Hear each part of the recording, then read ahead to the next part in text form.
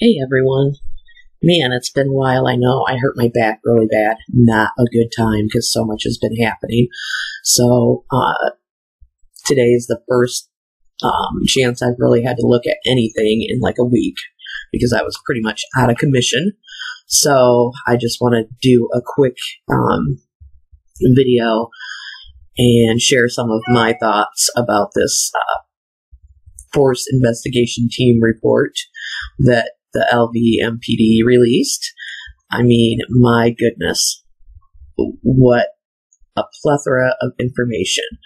So, I don't even know who's done what. I'm sure everybody's going through this stuff with a fine-tooth comb, but like I said, I was in so much pain, I didn't even look at YouTube, didn't watch any videos, nothing like that. I know I probably have people I need to respond to and things like that, which I will do as soon as possible here in the next day or two. But anyway, let's get started with this first picture. I find it kind of funny.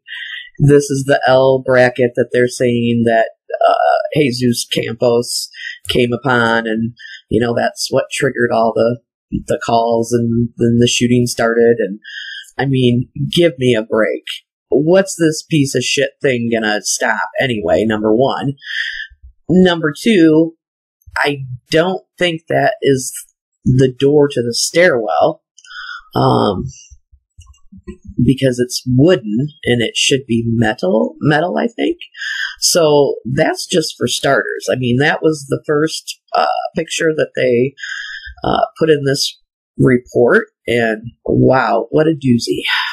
All right, let's see what's coming up next. Okay, so this is an interesting picture also.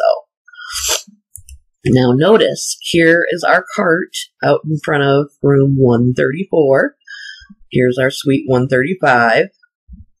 This is the door to the foyer to the stairwell, I believe, and this is 133.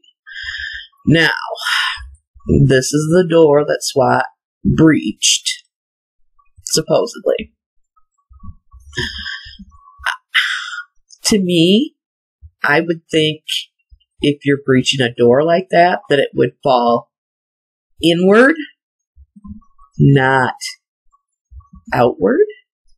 But maybe that's just me. I've never did an explosion to open a door, so obviously I'm not an expert, but a lot of this stuff is just common sense, and a lot of this stuff just doesn't add up. So if we're using our normal faculties and we're, intelligent people, we can see that this just does not add up. So keep in mind, take a good look at this cart.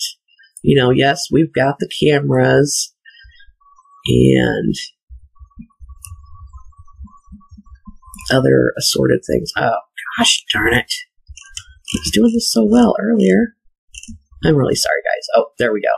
So, here's what we have. There's the camera, plates, and things like that, the wires. Now, here's the closer of the door closer, and that's on the inside. So, you would take this door and flip it up, okay? To me, because I think, your closer's in here, up here on the inside. It's not on the outside. So this is the top of the inside of that door. Now, I'm sure somebody will correct me if I'm wrong, but I don't think I am. But we've got tons of door experts out there, I know. Here's just another look at that cart that was in front of room 134. Another view. Here's supposedly another camera down here. Here's our plates. Here is our cloche that's upside down. I believe that would cover your plate to keep it warm. Now, this picture is interesting because what is this? That looks very odd. this whole area in here looks weird, like Photoshoppy weird. You know, here's part of that door. And here's where, you know, we got that great shot of when the door was still kind of up and with all the holes in it. And you could just see this bipod in the bathroom. And oh my gosh, everything was leaked and what's going on and da-da-da. Well, here you go. But to me, this looks very odd right here. And actually, all this looks very strange. And just there, and right here, just looks like a square of paint. You know, there should be some defining lines in here, I would think, for those cushions, because you've got your cushions down here. Maybe not. I could be wrong. Okay, now this picture didn't really, you know, I was like, okay, whatever, until I looked at the other pictures, and then I'm like, wait a minute. Wait a darn minute. What should be right in here? There should be something right in here. I don't know where it's at, because it should be there, for sure. Dang it, I was doing so good. But this picture is certainly missing something. Oh, darn it. Ooh. Oh, I'm so sorry, you guys. Okay. And see how this looks daylighty over here? Like this looks like it's more towards daylight now. This looks nighttimey, if there is such a thing. But yeah, we should be seeing something in here. So let's keep going. Oh, and one other thing I wanted to look or, you know, point out in this picture. Oh, no, I guess you can't really see it in this picture. Now, boom, put it on. Where was he in that last picture? What the heck? Where's all the stuff on the nightstand? The note, the tape, the big pen, or whatever it was? Now, of course, we should have saw something in here in that last picture. You know, because the dude was standing like right here. You could see the edge of the carpet versus the tile or whatever this is by the little bar kitchenette area. For sure, we should have been able to see something. And it's a little funny note, I think, too. In the report, it says that they wanted to, you know, look for any identification and blah, blah, blah. So the officers rolled him on his side to check for identification. Okay, so then when they rolled him back, did they then put that bipod across the bottom of his feet? I don't know. They didn't really mention that in the report, so I'm not exactly sure when that occurred, but oh my gosh. Oh my gosh, you guys. Holy Toledo. Bar, kitchenette area. Again, here's that weird, I just think that spot looks really weird.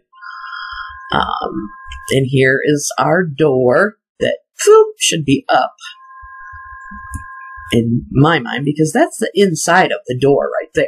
That is the inside of the door, for sure.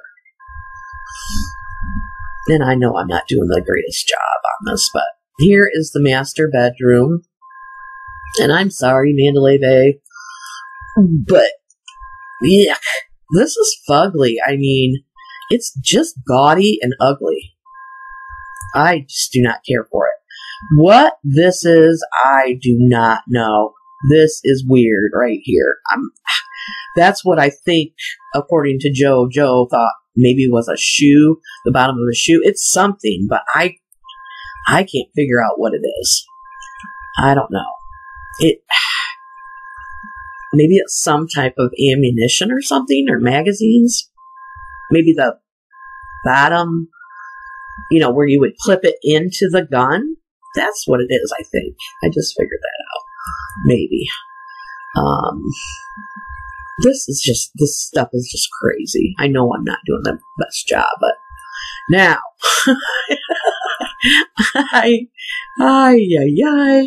okay, so here is the connecting door that was breached into room 134, apparently.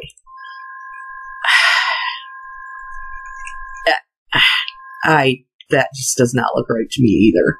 And I believe Mr. Antsy Pants, whoever fired the weapon, this is where he was firing, like, he fired one burst of 3 shots. But these connecting doors, and maybe it has been a while because I haven't traveled for a while, but there's not 2 doors. It's just one door, and they both have a lock, on each side. So if I don't want you in my room, I keep my side locked. If I want you in my room, I unlock my side. It's not 2 separate doors together, I don't think. Unless things have changed. I don't know. I feel kind of dumb right now, but I don't think I'm that dumb. I don't know. This whole thing, who knows? It's a non-issue for me. Now, here we go. Remember the cart that was in front of room 134? They had the plates and stuff on it. Well, now it has 2 water bottles on it. I mean, did the investigators get thirsty, have a bottle of water, just put their empty bottle of water on the food service tray that had the cameras on it? That's evidence? What the F, people? Now, again, and then I'm like, okay, now wait a second. What in the hell is this thing? This looks like something you'd find at a nursing home, like a walker, and you can attach your IV to it. I don't know what in God's name that is. That's weird. I don't know if that's FBI evidentiary toolkit or something, but it just looks a little funky to me. I don't know. I swear that looks like what you would hang your IV bag on and, go shuffling down the hallway with. So, here's that white camera they said was underneath, but, here's a evidence marker, I think. It says 11, maybe? These water bottles were not on that cart. So, I mean, this is like, I gotta get my boots on. This shit's deep. D. James, here's your glass, buddy. I'm sure you're having a heyday with this. I'll catch up with you. Because we saw the sledgehammer with all the pictures they released, but we never saw this glass. Now, the note. Oh boy, the note. In the report itself, it says, as it's describing the living room, a pink piece of paper with written measurements on one side was on the floor west of the east couch. Footnote number 15. This was the same note originally located on the table near Paddock's body. The wind blew it off of the table to this location. Are you effing kidding me? How stupid do they think we are? So what they're trying to make us believe is this note was on the little table by the chair, by his body, for, let's err on the minimum side, an hour and a half while he's shooting and waiting for SWAT to breach the door and all this shit, right? That note stays right on that table because we have pictures of it. We have pictures of it on that table. Actually, I think the tape is actually sitting on it, so maybe it blew off and they're like, oopsies, and picked it up, put it back on the table, set the roll of tape on top of it so it wouldn't blow off again. Because now this is evidence, you guys. Really, I mean, do we really want this stuff blown around this room? Give me a fucking break. Excuse my language. But I just about fell off my chair on that one. So really, if you're looking at the report, read the footnotes because some of those are quite hilarious. Now, okay, here we are to the door again. To that door, the upper part of the door that leads to room 135. Now, why they drug this door all the way into the master bedroom to photograph it, I don't know. I'm not an investigator. I don't know why they did that. However, just looking at it, me not having any expertise or anything like that, but being a fairly intelligent person, it looks to me like all those holes are coming from the other side out into the room, into that door, not vice versa. Door people, I'm sure you guys are on this, but I didn't even really have to, zoom in on it. It's, your puckering exit stuff that's what we're looking at right there, I think, is the exit of the bullets. Not the entry, the exit. Again, just my opinion, and I know people will correct me if they think I'm wrong. Apparently, this is the bottom half of that door. And again, why they drug it into the master bedroom to take photographs, I don't know. Because look at the carpet. That's the carpet of the master bedroom. The mask, the little tools, it's really a non-issue for me. I just think it's all bullshit. If you want to know the truth, seriously. Okay, here's room 134. Now, as I was looking at these pictures, and I'm thinking, okay, they did an explosive breach to the door of room 135. They get in there, they do their thing, they do an explosive breach to the connecting door in room 134. So 2 explosive breaches, then all these rifles that he had fired, 1,000, 1,500, 2,000 rounds, whatever the number Sheriff Joe, wants to come up with today. How many ever rounds went off? I do not see one speck, one iota of residue, gunpowder residue, explosive breach residue, anything. Like, I could go in that room and smoke a pack of cigarettes, and by God, you'd be able to see the nicotine. Now, come on. There is not one speck of any residue or anything that looks like anything was fired in there or, exploded in there. He must be, he was like the cleanest mass murderer ever, apparently, because he didn't leave any gunpowder residue anywhere. There's guns laying on white sheets on the beds. There's guns laying all over the place on carpet. There is not one speck of anything in that room. I find it quite amazing. It's just unreal. So again, see, they're laying all over on these beds, and there's no black marks. There's no residue. There's nothing that indicates anything of powdery substance or anything has been near those beds. These shoes, these flip-flops, those are chick shoes. Oh, no guys wearing those flip-flops. No, those are chick flip-flops. So, whose flip-flops? Because I highly doubt Stephen Paddock was wearing those. And, you know, what do we got going on over here? I mean, a little sleeping mask? I don't know. I haven't really poured into this one too much, but this is something, too, that looks like girly, I would think, because it's pretty, you know, colorful and stuff.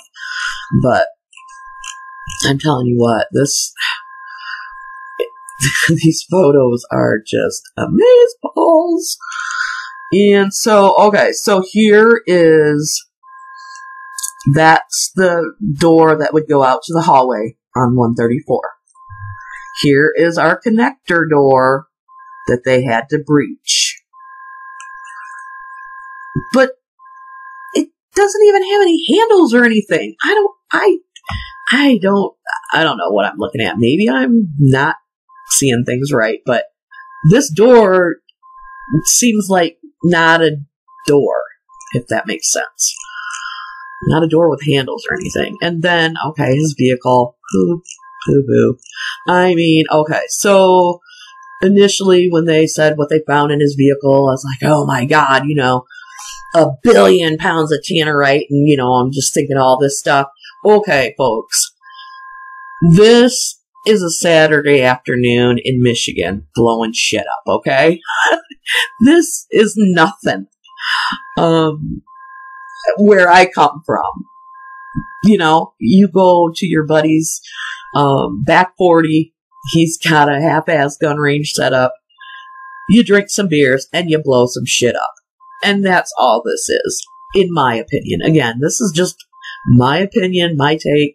I haven't taken hardly any time. It was just my kind of knee-jerk reactions to seeing all this stuff. And, I mean, my goodness. I don't know.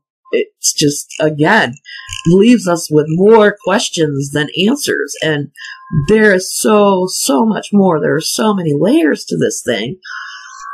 And I just, like, go nutso trying to figure out what I want to do next. But I want to finish up my Boulevard shooter thing and really get down to the nitty-gritty. Because I think I know where he goes down. And when we lose him for a minute, I think I found him. And I really have honed in on what location we're talking about. And also, I do believe that I see vehicles pulling over, and the snipers, bad guys, whoever they are, getting into a couple vehicles. So I do want to finish that up and, you know, tie a little bow around that and move on to something else. But I just had to get something out there today about this because, you know, like I said, it was a shitty time to hurt my back because there was so much going on. But, you know, maybe it was someone's way of telling me I needed to chill out for a while. So anyway, I hope you like this, and leave me a comment if you disagree with me, but just don't be a douchebag about it, okay? We can agree to disagree. I have no problem with that. But if you're gonna start name calling and stuff like that, there's no need for that. You know, we're grown adults. We're not 12. It's not 7th grade 5th hour here, people, okay? So let's be grown. If you don't agree with me, that's fine. I have no problem. Just be decent about it. That's all I ask. So anyway, I better get around for work because I still have to do that. So I missed you guys, and I will talk to you soon. Thanks.